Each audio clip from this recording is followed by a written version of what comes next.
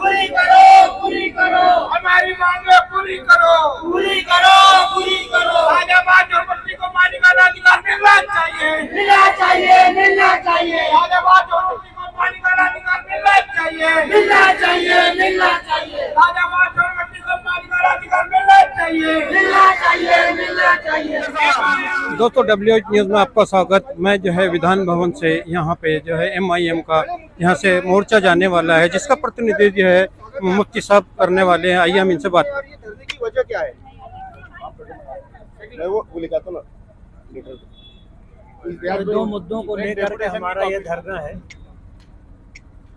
हमारी डिमांड सरकार से ये है, पहला मुद्दा जो सबसे अहम मुद्दा और पूरे देश के लिए, कि देश के अंदर अगर अमन शांति बाकी रखना है तो अमन शांति बाकी रखने के लिए सरकार को एक कानून बनाना चाहिए, और वो कानून ये बनाना चाहिए कि पूरे देश में जितने भी धर्म के मानने वाले लोग हैं, उस धर्म के जो भी प्रमुख हैं या मजहबी बड़ी शख्सियात हैं, उसके अकाबरीन हैं, उन तमाम लोगों का एहतराम होना चाहिए, उनका मान सम्मान होना चाहिए।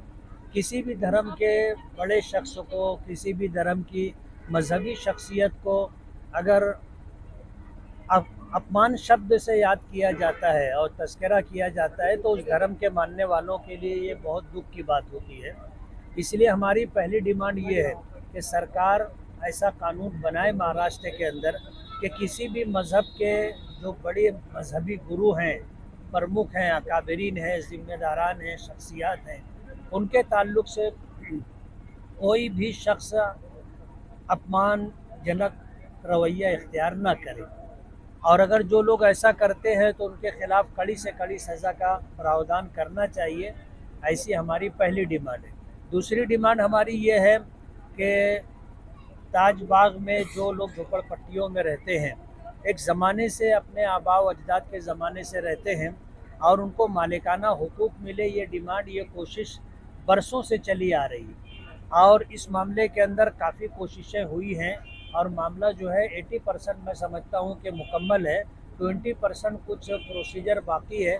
हमारी डिमांड ये है कि सरकार नागपुर कारपोरेशन को इस बात का आदेश जारी करे कि इस सिलसिले के अंदर जो कार्रवाई थोड़ी बहुत बाकी रह गई है उसको मुकम्मल करें, उसका सर्वे करें, सर्वे करने के बाद अपनी सिफारिशात पेश करें ताकि झोपड़पट्टी में रहने वालों को मालिकाना हुकूक मिले। इन दो मुद्दों के ऊपर हमारा धरना है। अच्छा सर, जो आपने नामोसी रिसालत की बात कही, तो ये सवाल आपने के हाउस में उठाए थे? हाउस में ये सवाल उठाया गया है, कल के दिन ये सवाल उठाया गया। हमने सरकार से डिमांड की है, लेकिन क्या है कि ये जमहूरियत है, यहाँ सर गिने जाते हैं, और जब तक जो है हम लोग डिमांड करते नहीं हैं और जब तक जो है हमारा मुतालबा होता नहीं है, वहाँ तक कोई सरकार कोई कदम आगे बढ़ाती नहीं, इसलिए हम लोग ये धरना दे रहे हैं। तो व्यूअर्स, आपने देखा ये थे ऑल इंडिया आपकी डेलीगेशन आज जाएंगे विधान भवन? हाँ जाएंगे, डेलीगेशन जाएगा। दोस्तों ये थे MIM के मुफ्ती साहब, जो मालेगांव मध्य से चुन के आए थे। इन्होंने बताया है कि हमारी क्या क्या मांगे हैं। आगे देखे क्या होता है, आगे जाके इनके प्रतिनिधि जाके जो है इससे उनसे विधान भवन में ये बात रखेंगे। आगे देखे क्या होता है। नामूसे रिसालत पे सख्त कानून बनना चाहिए, बनना चाहिए, बनना चाहिए। असदुद्दीन ओवैसी साहब जिंदाबाद, जिंदाबाद, जिंदाबाद। MIM जिंदाबाद, जिंदाबाद, जिंदाबाद। आवाज दो मुफ्ती इस्माइल साहब। बिस्मिल्लाहिर्रहमानिर्रहीम, नहमदुहु व नुसल्ली अला रसूलिल करीम, अम्मा बाद। आज इस मोर्चे में शरीक हमारे सभी जिम्मेदार MIM के हजरात और मेरी माएँ बहनें, आज इस मौके पर हमारा धरना दो मुद्दों को लेकर के है। पहला मुद्दा तो ये है कि नामूस रिसालत और इसी तरह हिंदुस्तान में जितने भी मज़ाहिब हैं, जितने भी धर्म हैं, उन तमाम धर्मों की जो मजहबी शख्सियात हैं, उनके खिलाफ जो कुछ कहा जाता है, ये सिलसिला बंद होना चाहिए।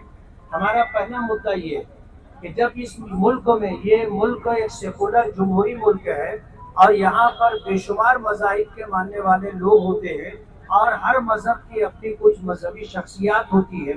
आज हम देख रहे हैं कि पूरे देश में बहुत सारे लोग हमारे पैगंबर हजरत मोहम्मद सल्लल्लाहु अलैहि वसल्लम के खिलाफ मुसलसल तौहीन आमेज रवैया इख्तियार किए हुए हैं और उनकी बेइज्जती और इहानत करने की नापाक हरकत करते हैं।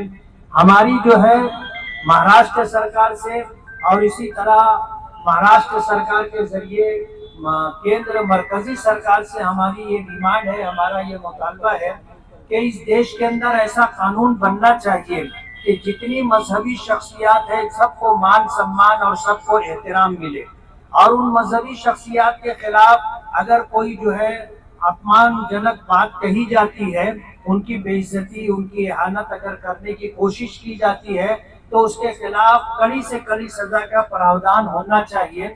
इस तरह की हरकत जब मुल्कों में होती है तो लॉ एंड ऑर्डर मुतासिर होता है, और जब आपस के अंदर झगड़ा होता है तो बहुत सारे लोग जो है वो शहीद भी होते हैं, बहुत सारे लोग जख्मी होते हैं और अमन व अमान मुतासिर होता है। इसलिए हमारी सरकार से और मरकजी सरकार से गुजारिश है कि ऐसा कानून बनना चाहिए कि मजहबी शख्सियात के खिलाफ अगर कोई तौहीन और बेइज्जती का मामला करता है तो उसको कड़ी से कड़ी सजा मिलनी चाहिए। और इस धरने का दूसरा मकसद ये है कि ताज बाग शरीफ में वहाँ झोपड़पट्टियों में जो लोग रहते हैं, एक जमाने से वो लोग वहाँ पर रह रहे हैं, और सरकार से हमारी डिमांड ये है कि नागपुर कारपोरेशन को इस बात का आदेश दिया जाए कि वहाँ झोपड़पट्टियों में रहने वालों को मालिकाना हुकूक मिले। इस सिलसिले में जो कार्रवाई की जा रही थी वो कार्रवाई आखिरी मरहले में आकर के रुक गई है, उस कार्रवाई को जल्द से जल्द मुकम्मल किया जाए। अब झोपड़पट्टी में रहने वालों को मालिकाना हुकूक मिल जाए, इस बात को लेकर के आज यहाँ हम सब लोग जमा हैं और MIM के जिम्मेदारान पहले दिन से इस बात की कोशिश कर रहे हैं। आज अपनी माँ और बहनों को बड़ी तादाद में यहाँ देख करके हमें खुशी हुई कि ये बेदार और सरकार इस सिलसिले के अंदर नामूस रिसालत और मजहबी शख्सियात की उनका एहतराम हो, इस सिलसिले के अंदर सरकार कानून बनाएगी। हमें सरकार से ये उम्मीद है। शुक्रिया। महिलाएं और पुरुष मौजूद है। महाराष्ट्र अधिवेशन का पहला सेशन नागपुर में शुरू हो चुका है। हमारे साथ ऑल इंडिया मजलिस इत्तेहादुल मुस्लिमीन के आला पदाधिकारी शकील पटेल मौजूद है। शकील पटेल साहब, ताजाबाद से हजारों की तादाद में मजमा और पूरे महाराष्ट्र से ऑल इंडिया मजलिस इत्तेहादुल मुस्लिमीन की टीम और आपके आमदार, क्या वजह है? मेन वजह यह है कि हमने पिछले बार औरंगाबाद के इम्तियाज जलील साहब के नेतृत्व में बहुत बड़ा मोर्चा निकाला था नामूस रिसालत के ऊपर, जो गलत बात बोली गई थी कथित महंत है, तो उसके खिलाफ हमने बोला था कि उसको अरेस्ट करो। लेकिन बाद में हमें मालूम पड़ा कि अरेस्ट करने का जो बात बोली थी, लेकिन सरकार की तरफ से ऐसा कोई भी प्रावधान नहीं है कि किसी भी नामूस रिसालत या किसी भी धार्मिक महामानव के खिलाफ अगर कोई कुछ बोलता है तो उसके लिए सख्त कानून नहीं है। 1 साल की सजा है और सिंपल सी पुलिस स्टेशन से बेल हो जाती है। तो हमने ये डिमांड रखी है कि नामूस रिसालत या किसी भी धार्मिक महामानव के खिलाफ अगर कोई भी कुछ अगर गलत बयानबाजी करता है तो उसके ऊपर UAPA मौका सरीका सख्त से सख्त कानून लागू होना चाहिए। ये हमारी पहली डिमांड है और उसके लिए गवर्नमेंट से हमारी डिमांड है। हमारे मंत्री साहब, हमारे आमदार साहब भी ये बोलने वाले हैं कि इसके ऊपर एक बिल पेश करके आप सख्त से सख्त कानून बनाएं। दूसरी बात यह है कि ताजाबाद का जो झोपड़पट्टी का मामला है, लेकिन 1 मिनट ऐसा मैं रोकूंगा आपको। नामूस रिसालत पर पिछले तकरीबन 5 साल से जितना मुझे अंदाज है आप लोग धरने जो है अधिवेशन में देते हैं, तो उस पर कोई इम्प्लीमेंटेशन नहीं होता है, तो ऐसा क्यों? देखिए सरकार जो है वो अगर इम्प्लीमेंटेशन नहीं कर रही है तो क्या हमने मोर्चा निकालना बंद कर देना चाहिए? लेकिन सिर्फ अधिवेशन में ही क्यों? जो अधिवेशन में नहीं, हमने जो अभी कल मोर्चा अभी जो मुंबई में जो रैली निकाले थे वो अधिवेशन में नहीं थी, और वैसे भी हमारे कल जो धरने प्रदर्शन आप भी कुछ बोल रहे कि साल भर कहीं ना कहीं चलते रहते। अधिवेशन आता है तो डिमांड करने की हमारी कल ज्यादा ये रहती है, इसलिए वहाँ पे भी निकालते हैं हम। तो ये मसला जो माइनॉरिटी और खासकर मुस्लिम समाज के लिए बहुत बड़ा मुद्दा है, और अभी बहुत ज्यादा हाल में घटनाएं बढ़ गई है नामूस गुस्ताखे नबी की जो शान में गुस्ताखी करते हैं उस पर। तो और एक दिन में मुंबई का आपका जो धरना है वो इम्तियाज जलील साहब ने इतना बेहतरीन धरना दिया, लेकिन वो तकरीबन 2 से 3 दिन का धरना एक दिन में क्यों वापस ले लिया? नहीं, 2 से 3 दिन का धरना ही नहीं था। हमने गवर्नमेंट को ये बोला था कि बॉम्बे को हम दस्तक देकर जा रहे हैं और अगर नहीं आए तो हम बहुत बड़ा मोर्चा निकालेंगे, और उसके बाद चुनाव आ गए। तो हम इसकी भी बहुत बड़ी तैयारी करने वाले हैं। लेकिन शुरुआत में जैसे ही नागपुर में अभी पहला अधिवेशन हो रहा है और सरकार यहाँ पे गठित हो रही है, तो हम चाह रहे थे कि यहाँ से हम उनको बता दें कि हम आ गए हैं, अब आप बताइए, मैं एक तो कानून बनाइए, नहीं तो हम हमेशा इस तरह के जो मोर्चे, धरने, प्रदर्शन और बाकी भी चीजें करके सबको बताने। और ये सिर्फ मुसलमानों का मसला नहीं है, अभी एक शुरुआत हुई है। हर कलते धर्म के महामानव के खिलाफ उल्टा सीधा बोलने की बात कभी ना कभी शुरू होने वाली है, क्योंकि जो कुछ लोग ऐसे बैठे हैं जो चाहते हैं कि आपस में घृणा फैले, दंगे फैले और उसी से कलते हम सरकार चलाए, क्योंकि डेवलपमेंट का तो कोई काम कर रही नहीं, एजुकेशन का काम, बेरोजगारी का काम, महंगाई का काम, इसके ऊपर तो कोई काम हो रहा नहीं। आपस में दंगे कराने के, वोट बदलने का जो काम हो रहा है, गलत काम हो रहा है, वो शुरू रहेगा। इसलिए हम चाह रहे हैं कि सख्त से सख्त कानून बने, क्योंकि अगर एक बार कानून बन गया तो कोई भी बोलने से पहले 10 बार सोचेगा कि ये कानून पे अगर मैं बोलता हूँ तो मुझे सख्त से सख्त सजा होगी। अभी आप क्या करेंगे?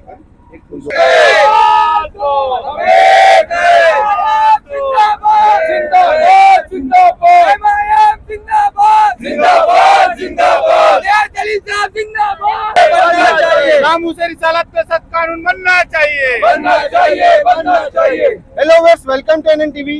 ताजबाग से हजारों की तादाद में महिलाएं और पुरुष यहाँ पर मौजूद है। उनकी जमीन के कुछ मसले हैं। ऑल इंडिया मजलिस इत्तेहादुल मुस्लिमीन के वरिष्ठ नेता शकील पटेल हमारे साथ मौजूद है। एमआईएम की पूरी टीम, जावेद साहब, नूरा साहब, वकार साहब, सभी मौजूद है।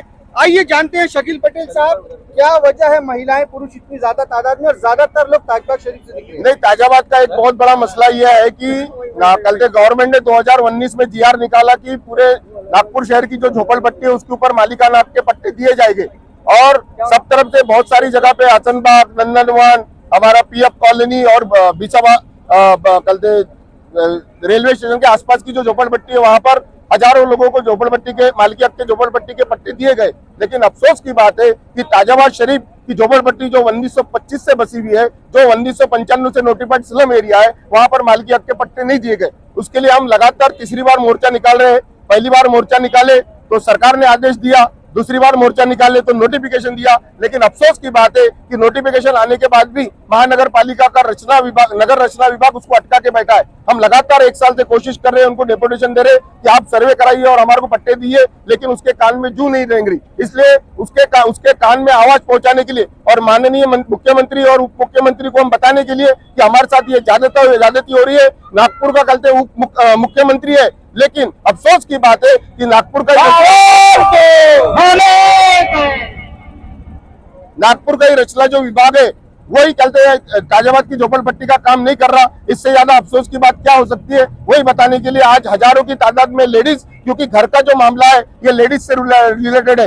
लेडीज चाहती है कि उसका घर बसे, ये उसका सपना है। तो लेडीज खासतौर पर इसलिए ज्यादा आई कि इस झोपड़पट्टी का जो है सब तरफ मालिकी हक के पट्टे मिल रहे हैं, उसी तरह के ताजबाग में भी झोपड़पट्टी में मालिकी हक के पट्टे मिले। अच्छा, जैसा कि आपने बताया नोटिफिकेशन निकल गया, उसके बाद में भी एनआईटीओ या नागपुर महानगर पालिका काम नहीं कर रही है, तो कहीं ना कहीं भू माफियाओं का प्रेशर एनआईटीओ और नागपुर महानगर पालिका के अधिकारियों पर दिख रहा है क्या आपको? नहीं, भू माफियाओं का मतलब नहीं है। कैसा एक्चुअली कहते वहां पर मैक्सिमम लोग मुस्लिम समाज के, और ये जो महानगर पालिका में जो लोग बैठे हुए उनके विचारों में शायद कुछ कल नफरत भरी है, इसलिए वो काम भी कर रहे। नहीं तो दूसरी अपने फाइल देखी, हमारे बात की फाइल भी बहुत जल्दी पास हुई है, और भू माफिया का कोई मतलब नहीं है।